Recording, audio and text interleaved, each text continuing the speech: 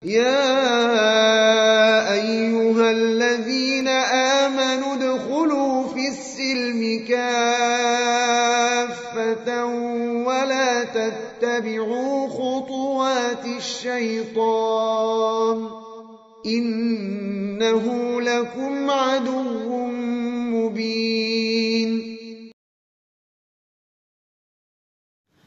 Lailatul Qadar, ya, saya ingin membahas sedikit tentang Lailatul Qadar. Kemudian saya akan bicara tentang amar ma'ruf nahi mungkar.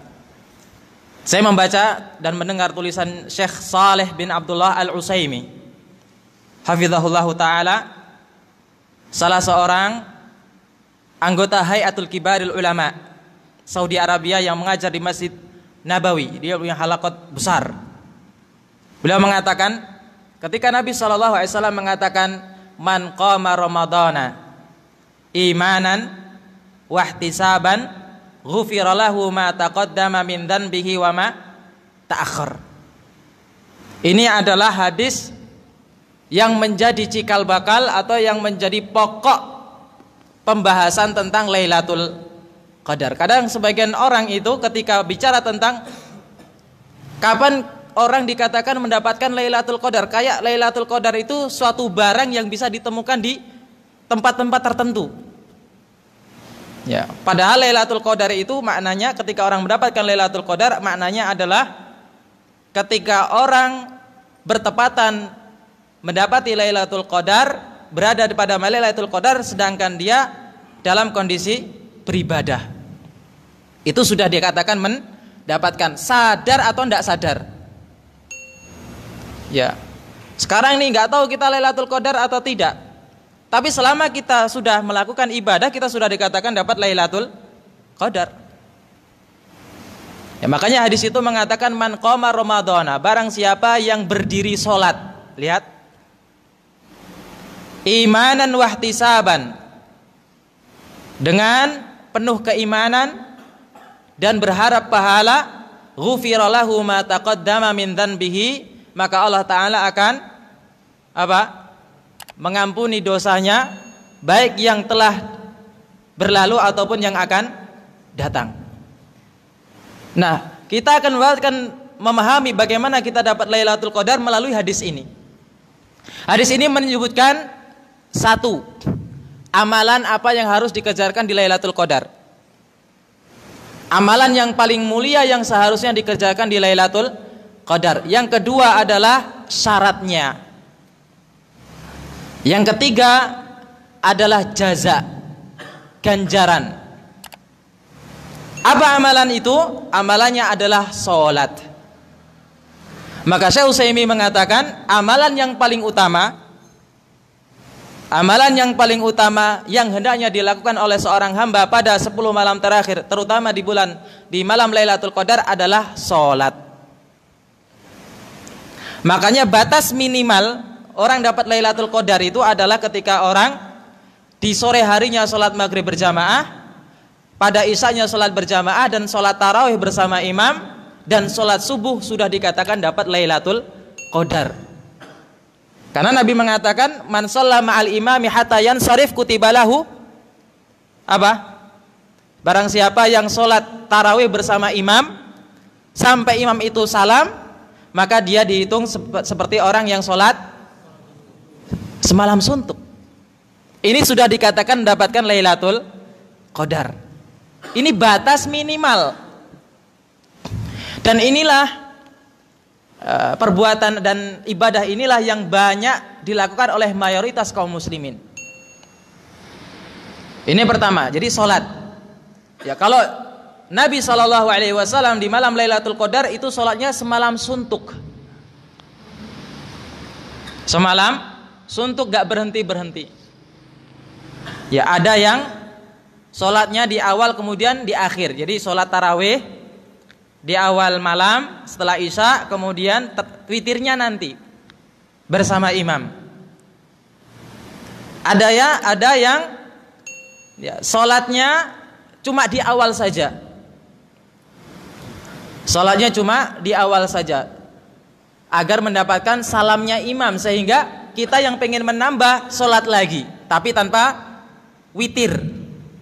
Karena tadi sudah witir sama imam. Nabi mengatakan la witrani fil lail, tidak boleh ada 2 witir yang dilakukan dalam satu malam. Ya. Lalu bagaimana dengan membaca Al-Quran, bersedekah, berbuat baik, berdoa di malam Lailatul Qadar? Maka ibadah-ibadah selain sholat itu kedudukannya di bawah sholat, khusus malam Lailatul Qadar. Karena hadisnya mengatakan apa? Man qoma, siapa yang berdiri menegakkan sholat. Maka orang yang sholat saja semalam suntuk tanpa membaca Al-Quran di luar sholat, artinya dia tetap membaca Al-Quran ketika sholat itu, dengan semalam suntuk itu lebih baik daripada orang yang cuma membaca Al-Quran atau cuma sedekah. Karena hadisnya mengatakan man qoma. Ya kalau kita tadi sudah witir, maka boleh kita sholat lagi, tapi tanpa ada witir, namanya sholat mutlak. Ya, sholat sunnah mutlak. Ya. Kemudian syarat supaya mendapatkan Lailatul Qadar dalam hadis tadi mengatakan apa? Ada 2 syarat. Yang pertama adalah iman kepada Allah, iman bahwasanya apa yang dia lakukan adalah semata-mata taat kepada Allah. Kemudian yang kedua adalah apa? Mengharap pahala. Ya. Harus ditimbulkan dalam hati kita ada niat. Karena kalau tidak ada niat maka tidak akan dapat pahala. Ya. Karena ibadah yang tidak ada campur baurnya, tidak ada korelasinya dengan dunia, harus ada niat. Niat ibadah. Makanya ibadah itu ada 2, ada ibadah yang ibadah mahdoh, semata-mata adalah ibadah, dan ada ibadah yang ghair mahdoh. Ada ibadah yang punya apa? Dia itu punya sisi keduniaan. Seperti apa? Menafkahi keluarga. Itu ada sisi keduniaannya. Kalau ibadah mahdoh, maka dia harus niat supaya dapat apa? Dapat pahala. Karena niat mendapatkan wajah Allah Subhanahu wa taala. Tapi kalau yang kedua, kita tidak perlu. Cuman kita enggak dapat pahala. Ya, menafkahi istri misalkan hanya dianggap sebagai kebiasaan, ya, yang namanya laki-laki wajarnya ngasih nafkah, ini enggak dapat pahala. Cuma dia juga tidak dapat dosa. Dia akan mendapatkan pahala manakala dia meniatkan bahwa dia menafkahi istri itu semata-mata melakukan perintah Allah Subhanahu wa taala. Lah kalau sholat, ya ibadah tadi yang sholat yang semata-mata adalah tidak ada sisi keduniaannya, orang cuma sekedar sholat, ya tidak niat ibadah, ya tidak dapat juga. Ya innamal a'malu binniyat, ya orang ke masjid ya ikut ke masjid, ya cuma rutinitas saja, ya cuma rutinitas. Yang ketiga, dalam hadis itu disebutkan apa? Jaza, pahala. Apa yang didapatkan seseorang manakala ibadahnya itu bertepatan dengan Lailatul Qadar, yaitu akan diampuni dosanya, ya, apa yang telah lalu dan apa yang akan datang. Ya. Semoga Allah Subhanahu wa taala memberikan kita taufik mendapatkan Lailatul Qadar ini. Dosa kita ini terlalu banyak, tapi kita tidak boleh putus asa seperti orang yang mengatakan, ya Allah, dosaku terlalu banyak sehingga aku tak pantas mendapatkan surga. Tapi demikian aku juga tidak kuat masuk neraka. Lalu minta apa? Ada kan syair seperti itu? Ya. Sebagian orang punya pendirian nggak pantas masuk surga, dosaku terlalu banyak. Yang bilang sedikit juga siapa kan gitu. Kita saja di masjid berbuat dosa, apalagi di luar masjid. Tapi itulah manusia. Manusia itu akan menjadi sempurna manakala berbuat dosa. Iya enggak? Nabi Adam alaihi salam itu ketika setelah berbuat dosa lebih baik daripada sebelum berbuat dosa. Nabi Adam setelah berbuat dosa dan kemudian taubat, kedudukannya lebih tinggi daripada sebelum buat dosa. Maka kata Allah Subhanahu wa taala, wahai Adam, ketika kamu setelah berbuat dosa atau ketika kamu sebelum berbuat dosa biasa menyembah kepadaku, itu seperti raja. Penghambaannya kepada Allah kurang.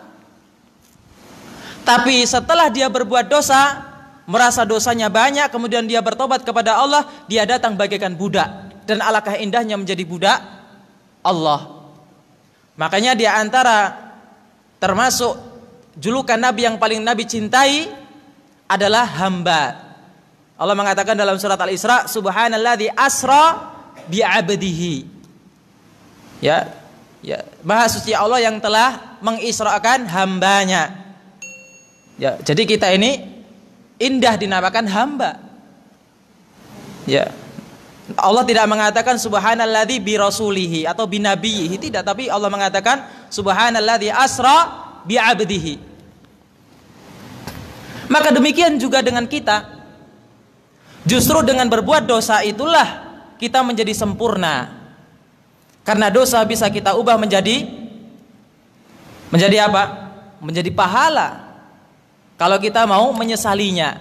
Coba kalau kita nggak berbuat dosa, mana ada kita di sini?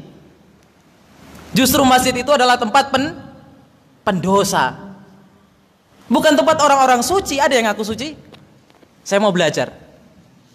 Nggak ada yang mengaku saya suci.